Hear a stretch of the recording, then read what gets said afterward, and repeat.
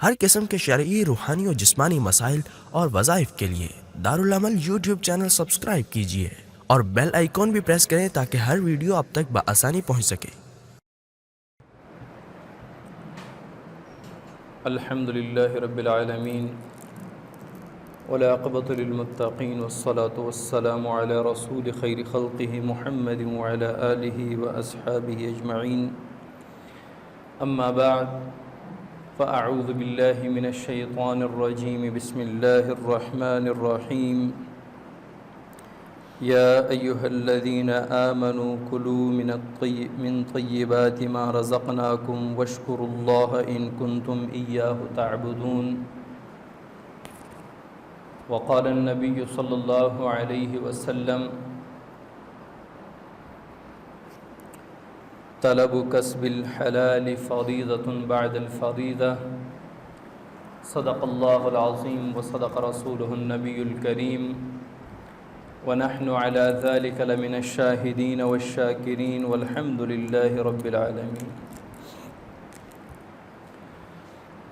اللہ تعالیٰ نے ہمارے وجود کو دو چیزوں کا مجموعہ بنایا، ایک ہمارا ظاہری جسم، ایک روح۔ ایک اعتبار سے دو چیزوں سے بنا ہے۔ ایک جسم ہے جس میں جسم کے تمام اعضاء شامل ہیں،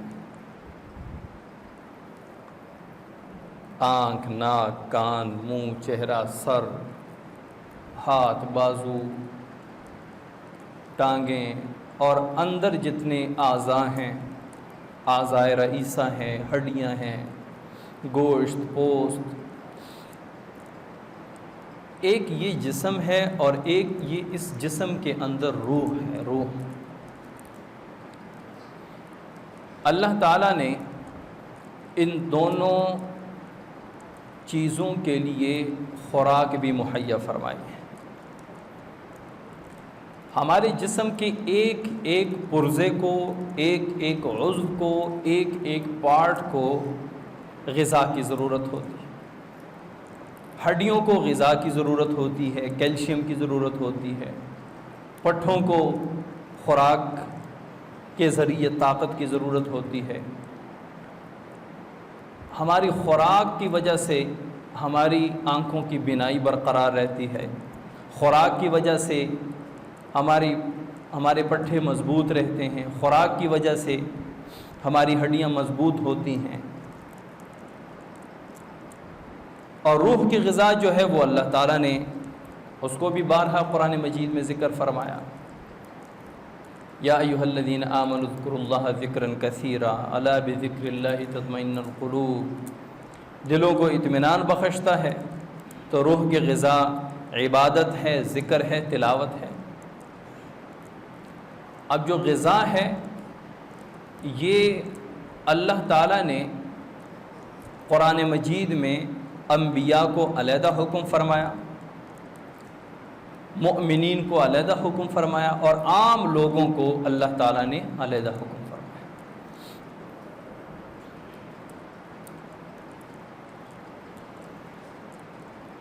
اللہ تعالیٰ نے انبیاء سے اور رسولوں سے فرمایا: یا ایھا الرسل کلوا من الطیبات۔ اے رسولو، اے انبیاء، طیب کھانے کھاؤ، وَاعْمَلُوا صَالِحًا، اور نیک عمل کرو، اچھے عمل کرو۔ اب یہاں پہ اللہ تعالیٰ نے تمام رسولوں کو پاکیزہ کھانا کھانے کا حکم فرمایا ہے۔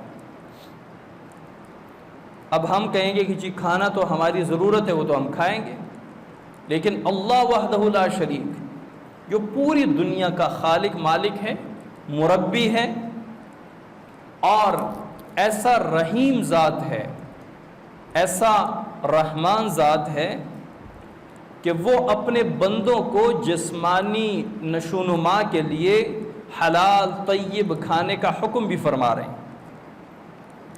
اے رسولو، طیب کھانا کھاؤ، پاکیزہ کھانا کھاؤ اور اچھے اعمال کرو۔ اب یہ حکم انبیاء کو ہے، ایک حکم اللہ تعالیٰ مؤمنین کو فرما رہے ہیں، یا ایھا الذین آمنوا کلوا من طیبات ما رزقناکم، اے مؤمنین کی جماعت، اے وہ لوگ جو ایمان لائے، اے مؤمنوں، طیب کھانے کھاؤ جو میں نے آپ کو عطا کیے ہیں، جو میں نے آپ کو رزق دیا ہے اس میں آپ طیب کھانے کھاؤ۔ اور ایک اللہ تعالیٰ عام مؤمنین، عام لوگوں کو حکم فرما رہے ہیں، یا ایھا الناس کلوا مما فی الارض حلالا طیبا، اے لوگو جو زمین میں سے نکلتے ہیں یا زمین میں پیدا ہوتے ہیں، حلال اور طیب وہ کھاؤ۔ اب یہ کھانا جو ہے یہ ہماری ظاہری بدن اور ظاہری جسم کی نشو و نما کا ذریعہ ہے، ظاہری بدن کو طاقت دینے کا ذریعہ ہے، لیکن اللہ تعالیٰ اس کے بارے میں رسولوں کو علیحدہ حکم فرما رہے ہیں، مؤمنین کو علیحدہ حکم فرما رہے ہیں، عام لوگوں کو علیحدہ حکم فرما رہے ہیں، اور ہر جگہ فرما رہے ہیں اے میرے رسولو طیب کھانا کھاؤ، اے مؤمنین طیب کھانا کھاؤ، اے لوگو حلال اور طیب کھانے کھاؤ۔ اب حلال اور طیب میں کیا فرق ہے؟ دیکھیں، حلال اسے کہتے ہیں جس کو شریعت نے حلال کر دیا ہے، وہ حرام نہیں، یہ حلال ہے۔ جیسے بکری حلال ہے، گائے حلال ہے، بھینس حلال ہے، ہرن حلال ہے، مرغی حلال ہے۔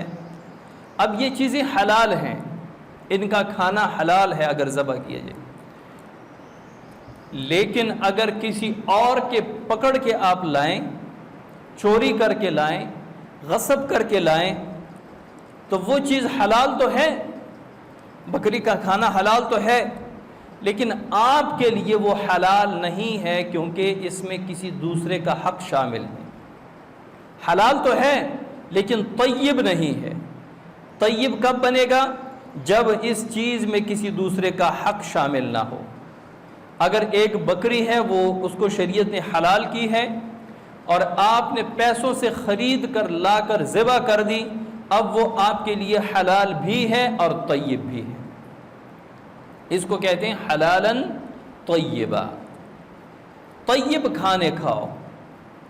اب صرف حلال نہیں کہا، حلال تو ہر بندہ پھر کہے گا کہ شریعت نے حکم فرما دیا کہ حلال کھاؤ۔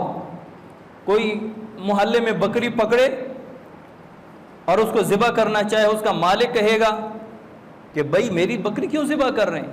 وہ کہے گا کہ اللہ تعالیٰ فرما رہے ہیں یا ایھا الذین آمنوا کلوا من طیبات ما رزقناکم، اور اللہ تعالیٰ نے رسولوں کو فرمایا یا ایھا الرسل کلوا من الطیبات، اور اللہ تعالیٰ عام لوگوں کو فرما رہے ہیں یا ایھا الناس کلوا مما فی الارض حلالا طیبا۔ اللہ تعالیٰ ہر جگہ فرما رہے ہیں حلال کھاؤ، حلال کھاؤ، تو بکری کو اللہ تعالیٰ نے حلال کی ہے، اسی لیے میں ذبح کر کے کھا رہا ہوں۔ اس کو شریعت نے حلال تو کی ہے لیکن آپ کے لیے طیب نہیں ہے۔ طیب جب بنے گا جب اس میں کسی دوسرے کا حق نہیں ہوگا، ٹھیک ہے؟ تو حلال اور طیب میں یہ فرق ہے۔ تو اللہ تعالیٰ فرما رہے ہیں، رسولوں کو بھی فرما رہے ہیں طیب کھانے کھاؤ، مؤمنین سے بھی فرما رہے ہیں طیب کھانے کھاؤ، اور عام لوگوں سے بھی فرما رہے ہیں حلالاً طیبا، حلال اور طیب کھانے کھاؤ، ٹھیک ہے؟ تو اللہ تعالیٰ نے بڑے اہتمام کے ساتھ طیب کھانا کھانے کا حکم فرمایا ہے، اور رسولوں کو علیحدہ، مومنین کو علیحدہ، عام لوگوں کو علیحدہ۔ اب کھانا کہاں سے کھائیں گے؟ ظاہر ہے کھانا کھانے کے لیے کھانا کمانا پڑتا ہے۔ کھانا جب ملتا ہے جب آپ کمائیں گے، تو اس کا مطلب ہے کہ شریعت حلال جائز کسب کاروبار کی حوصلہ افزائی کرتا ہے، حکم دیتا ہے۔ آپ صلی اللہ علیہ وسلم فرماتے ہیں ایک حدیث میں الکاسب حبیب اللہ، یہ بڑی عام فہم حدیث ہے دکانوں پہ بھی لکھا ہوتا ہے الکاسب حبیب اللہ. کاسب کسب کرنے والے کو کہتے ہیں, کاروبار کرنے والے کو کہتے ہیں. حبیب اللہ وہ اللہ کا دوست ہوتا ہے. ایک حدیث میں آپ صلی اللہ علیہ وسلم فرماتے ہیں طلب کسب الحلال فریضۃ بعد الفریضہ. حلال کاروبار طلب کرنا, حلال جائز رزق طلب کرنا, یہ فرض کے بعد فرض ہے. فریضۃ بعد الفریضہ, فرض کے بعد فرض ہے. فرض کے بعد فرض کا کیا مطلب ہے؟ آپ صلی اللہ علیہ وسلم نے 1450 سال پہلے فرما دیا کہ آخری زمانے کے لوگ یہ کہیں گے کہ جی میرے دکان پہ رش ہوتا ہے اسی لیے میں نماز نہیں پڑھ سکتی, میں مزدوری کرتا ہوں اسی لیے میں روزے نہیں رکھ سکتا, مجھے بزنس سے وقت نہیں ملتا اسی لیے میں کئی سالوں سے حج پہ نہیں جا سکتا. تو آپ صلی اللہ علیہ وسلم نے یہ نہیں فرمایا طلب کسب الحلال فریضۃ, حلال جائز رزق کسب طلب کرنا یہ فرض ہے, بلکہ فریضۃ بعد الفریضہ, جو فرائض ہیں ان کو انجام دینے کے بعد آپ کاروبار کریں گے تو وہ کاروبار بھی آپ کے لیے عبادت شمار ہوگا, بشرطے کہ وہ حلال اور طیب ہو. کیونکہ یہ المیہ ہے کہ جی ہمیں کام سے چھٹی نہیں ملتی, ہمیں دکان سے فرصت نہیں ملتی. بھئی آپ کتنے وقت کی نماز پڑھتے ہیں؟ بھئی مغرب اور عشاء کی پڑھ لیتے ہیں, یا فجر اور عشاء کی پڑھ لیتے ہیں. بھئی درمیان والی وہ دکان سے یا کام سے یا کاروبار سے مزدوری سے ٹائم نہیں ملتا, وقت نہیں ملتا. تو آپ صلی اللہ علیہ وسلم نے کیا فرمایا؟ فریضۃ بعد الفریضہ, فرض کے بعد پھر کاروبار, بزنس, حلال جائز کسب, کاروبار, مزدوری, یہ فرض ہے. آپ صلی اللہ علیہ وسلم کے پاس ایک صحابی آئے, آپ صلی اللہ علیہ وسلم کے ساتھ مصافحہ کیا, تو آپ صلی اللہ علیہ وسلم نے اس صحابی کے ہاتھوں میں سختی محسوس کی, سختی اور کھردرا پن. جو لوگ ہاتھ کا کام نہیں کرتے ان کے ہاتھ بڑے نرم و ملائم ہوتے ہیں. جو ہاتھ کا کام کرتے ہیں, بیلچا, ہتھوڑی, یہ چیزیں, ان کی یہ ہاتھ کی جو ہتھیلی یہ بہت سخت ہو جاتی ہے. یہاں اگر ہم آدھا گھنٹہ 10-15 منٹ ہتھوڑی یا کوئی چیز چلائیں تو یہاں پہ چھالے نکل آتے ہیں. ان لوگوں کے یہ چھالے نکل کر اس کے بعد اتنے مضبوط اور سخت ہو جاتے ہیں کہ وہ بالکل کھردرا ہوتا ہے یہ ان کا یہ جو ہتھیلی ہے. تو آپ صلی اللہ علیہ وسلم سے مصافحہ کیا. آپ صلی اللہ علیہ وسلم نے جب وہ ہاتھ کی سختی محسوس کی تو آپ صلی اللہ علیہ وسلم نے ان سے پوچھا کہ یہ آپ کے ہاتھ ایسے کیوں؟ تو صحابی نے عرض کیا اے اللہ کے حبیب, میں کسب معاش کرتا ہوں, بیوی بچوں کے لیے روزی رزق کماتا ہوں, مزدوری کرتا ہوں, تو اس میں یہ ہاتھ ایسے ہو. تو آپ صلی اللہ علیہ وسلم نے ان ہاتھوں کا بوسہ لیا, اس صحابی کے ہاتھوں کو چوما اور فرمایا کہ یہ وہ ہاتھ ہیں جن کو جہنم کی آگ چھو بھی نہیں سکتی. ان ہاتھوں کو جہنم کی آگ چھو بھی نہیں سکتی. کیوں؟ کیونکہ صحابہ سے تو یہ توقع ہو ہی نہیں سکتی کہ وہ کاروبار یا مزدوری کے لیے نماز قضا کرتے ہوں.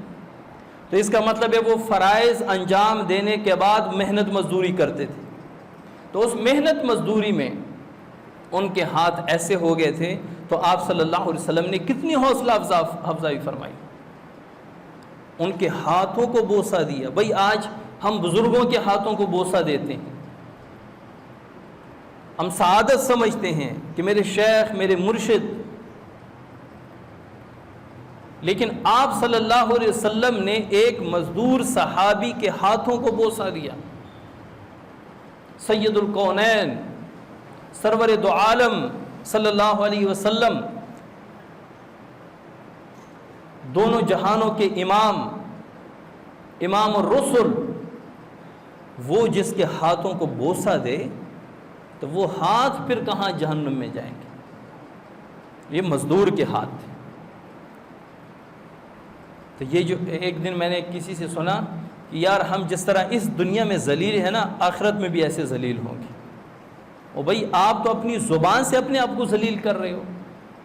اللہ تعالیٰ فرما رہے انا عند ظن عبدی بھی, جو میرے ساتھ جیسا گمان رکھے گا میں اس کے ساتھ ویسا کروں گا۔ تو اس کا مطلب آخرت میں بھی یہی چاہتے ہیں۔ آپ کے لیے اللہ تعالیٰ نے کتنے مقامات بنائے ہیں، جو مزدور ہیں، جو پسا ہوا طبقہ ہے، جو مساکین ہیں، غرباء ہیں، کتنے 100 سال پہلے یہ جنت میں جائیں گے امراء سے۔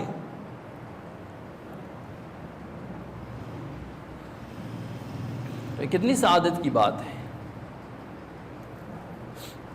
اور آپ صلی اللہ علیہ وسلم صحابہ کے درمیان تشریف فرما تھے، ایک صحابی گزر رہے تھے، تو یہاں سے کسی نے کہا کہ کاش اس نے اللہ کے راستے میں اپنے آپ کو اتنا دبلا کیا ہوتا، اتنا پتلا کیا ہوتا، اتنا کمزور کیا ہوتا۔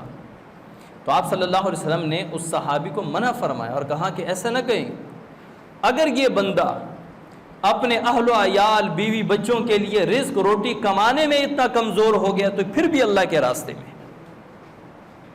تو رزق معاش عبادت ہے، لیکن بعد الفریضہ، فرائض ادائیگی کے بعد۔ ایسا نہیں کہ کوئی بندہ کہے کہ یار کاروبار بھی تو فرض ہے، تو میں وہ فرض نہ صحیح تو یہ فرض ادا کر رہا ہوں۔ آپ صلی اللہ علیہ وسلم نے بعد الفریضہ فرمایا کہ فرائض کی ادائیگی کے بعد کاروبار بھی فرض ہے، کسب طلب حلال بھی فرض ہے۔ حضور صلی اللہ علیہ وسلم کے پاس ایک شخص آیا، صحابی تھے، سائل بن کر آئے، یا رسول اللہ کچھ عطا کیجئے، میرے گھر میں کچھ نہیں ہے۔ عموماً ہمارے اور آپ کے پاس جب کوئی آتا ہے تو ہم 10 20 50 100 پکڑا کے اسے فارغ کر دیتے ہیں، چلے۔ آپ صلی اللہ علیہ وسلم نے امت کو ایک آئیڈیا دیا، ایک طریقہ دیا، ایک سوچ دی کہ آپ صلی اللہ علیہ وسلم کے پاس سائل آئے اور اس نے سوال کیا۔ آپ صلی اللہ علیہ وسلم نے اس کو کچھ دینے کے بجائے ان سے پوچھا کہ آپ کے گھر میں کیا کیا ہے۔ اس سائل نے کہا کہ یا رسول اللہ ایک پیالی اور ایک کمبل ہے، ایک پیالی اور ایک کمبل۔ فرمایا لے آؤ۔ وہ صحابی گئے، گھر سے وہ پیالی اور کمبل لے کر حضور صلی اللہ علیہ وسلم کی خدمت میں پیش کی۔ آپ صلی اللہ علیہ وسلم نے بولی لگائی، یہ پیالی اور کمبل کون لے گا، کتنے ملے گا؟ ایک نے کہا یا رسول اللہ ایک، مثال کے طور پہ 1 روپے میں لوں گا۔ آپ صلی اللہ علیہ وسلم نے پھر کہ اس سے آگے، دوسرے نے کہا کہ میں 2 میں لوں گا، تو 2 روپے میں اس کو عطا کر دیا۔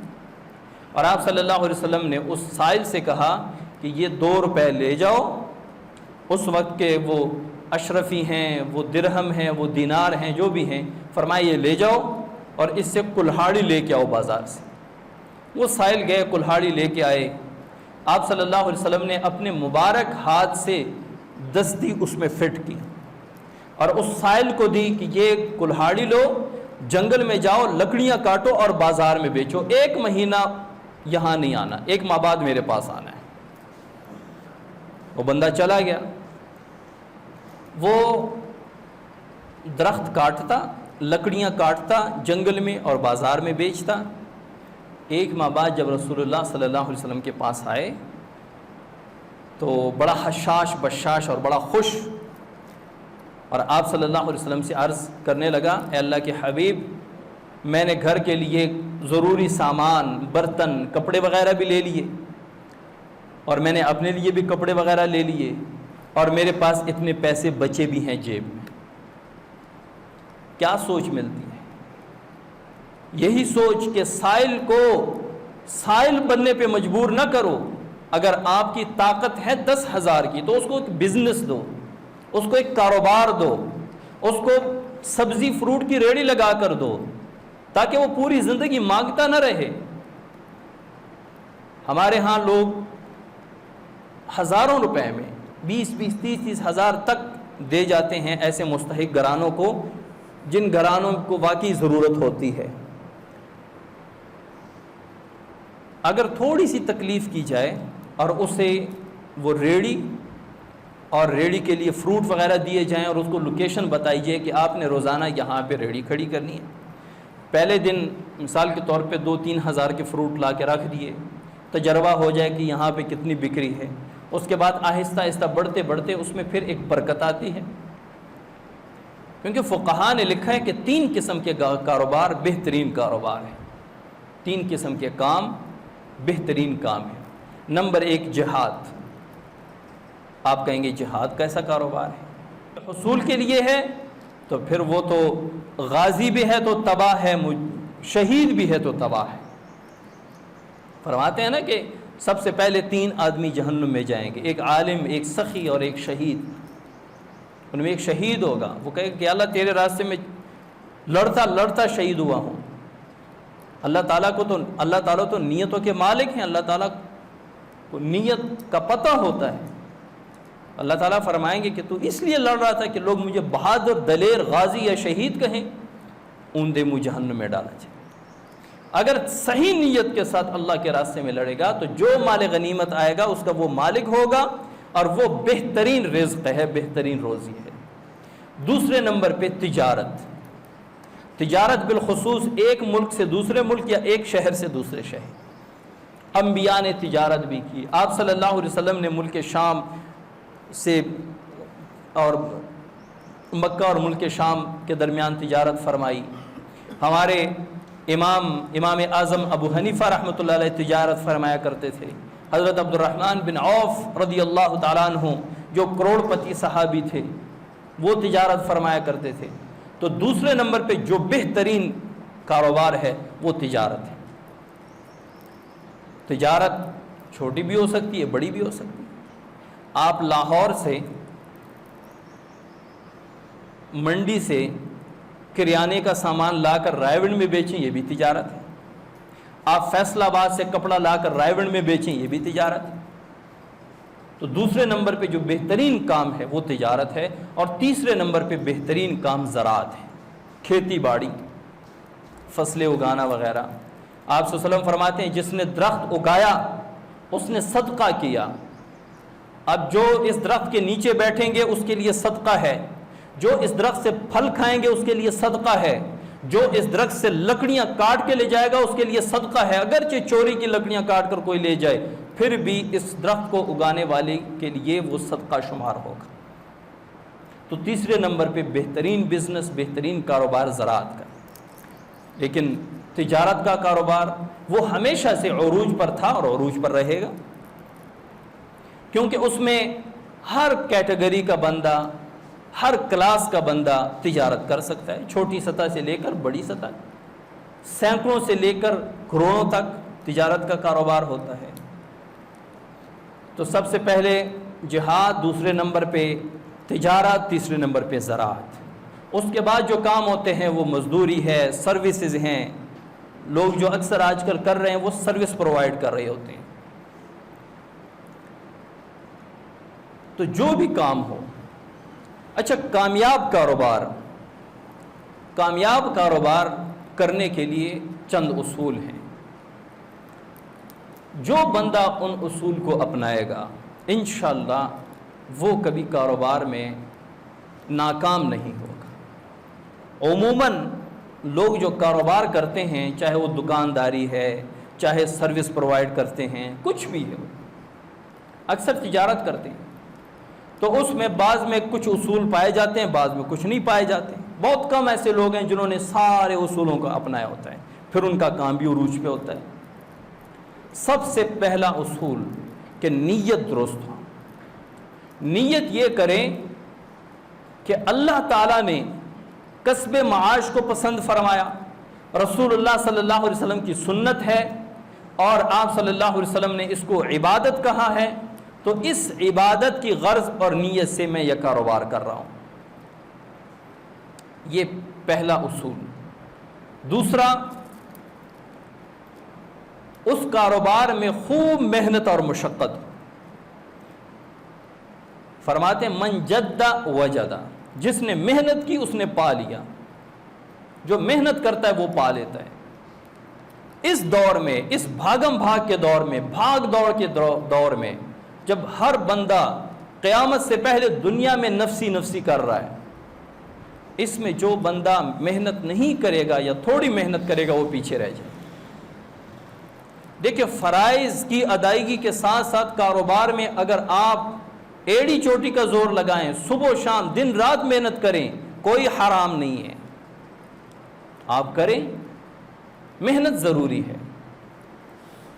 ہمارے پشتوں میں بڑی خوبصورت ایک مثال ہے، اور وہ پشتوں میں ہی جھجتی ہے، میں اردو میں اس کو ٹرانسلیٹ بھی کر دوں گا۔ کہتے ہیں کہ ہستی کی مستی مکا نیستی کی سستی مک، یعنی جب آپ کے پاس مال و دولت ہو تو اس میں مستی نہ کرو، برباد ہو جائے گا مال آپ کا، اور اگر آپ کے پاس کچھ نہیں ہے تو پھر سستی نہ کرو، پھر مزید برباد ہو جاؤ گے۔ ترجمے میں بھی مزہ ہے میرے خیال سے، پاستی کی مستی مکا نیستی کی سستی مک۔ تو محنت ضروری ہے، جو بھی کام ہو۔ یہ جو کہتے ہیں نا کیا دن رات لگے ہوئے ہیں، کام کام صرف کام، او بھائی اگر فرائض کی ادائیگی ہے، تلاوت قرآن ساتھ ہے، ذکر و اذکار ساتھ ہیں، تو پھر لگے رہو۔ ہاں، لِبَدَنِكَ عَلَيْكَ حَقٌ، آپ کے بدن کا آپ کے اوپر حق ہے۔ نیند آئے تو پھر نیند خراب نہیں کرنی، کھانے کا وقت ہو تو کھانا ضرور کھاؤ، پیاس لگے تو پانی ضرور پیو، تھک جاؤ تو آرام ضرور کرو۔ اپنے بدن کے حقوق کی ادائیگی کے بعد لگے رہو، دن رات کام کرو، کاروبار کرو۔ فریضۃ بعد الفریضہ، یہ فرائض کے بعد دوسرا فرض ہے۔